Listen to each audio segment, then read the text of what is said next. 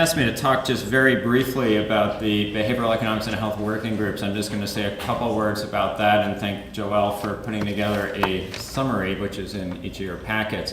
There are just three things I want to highlight. One is that for the last couple of years, we've served as the National Program Office for an RWJ program on Behavioral Economics and Health. So it's been a fun way to try to seed more work in the field. This is work that David Ash and I have co-led with help from Joelle and Dana Gatto. We've also been working on further trying to diversify our research portfolio and build new corporate partnerships. We have some new partnerships that are just getting started with Independence Blue Cross, the Vitality Institute, and Merck. We've also been working on deepening some of our partnerships with CVS Caremark, Humana, Aetna, and Weight Watchers.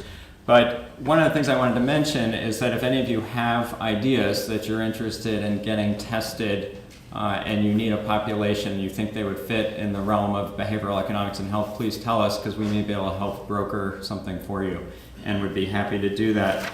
And then finally, there's a new call for proposals. The CTSA has generously offered to provide $250,000 in pilot grant support. So you all should have gotten an email on the LDI listserv about this. They're interested in work around connected health in general and trying to improve health of populations. It's pretty open-ended. One of the key criteria is to have investigators from more than one school.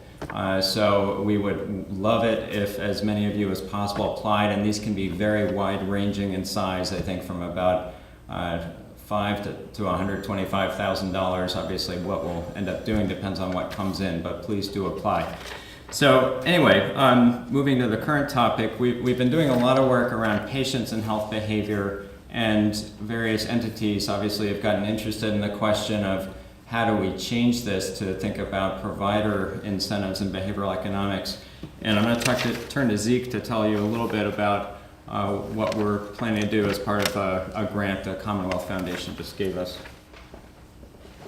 So this grant really came out of fusing two paths. One is all the work that Kevin and company have been doing on behavioral economics, mainly focused on patients and average people.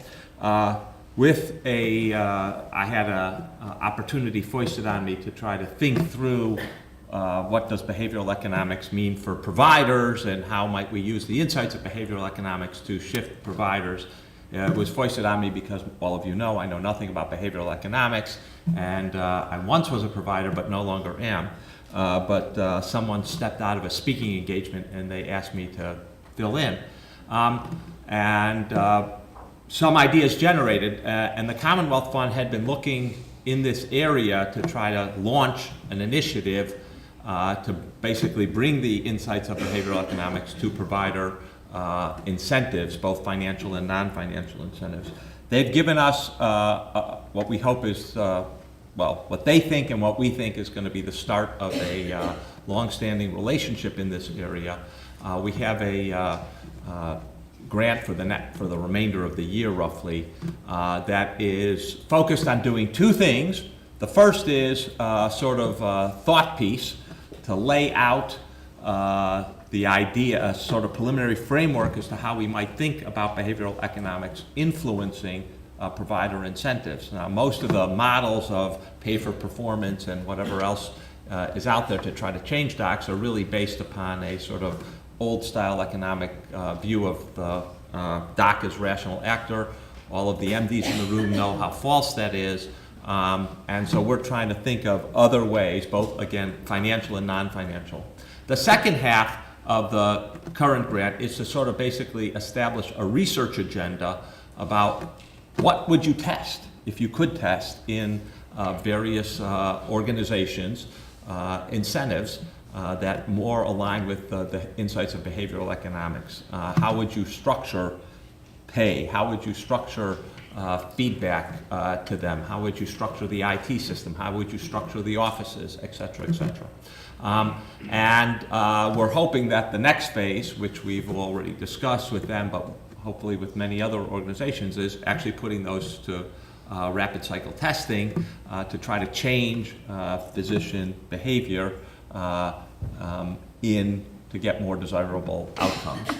So we're hoping to actually create the research agenda and then on phase 2 here to implement the research agenda in actual practices.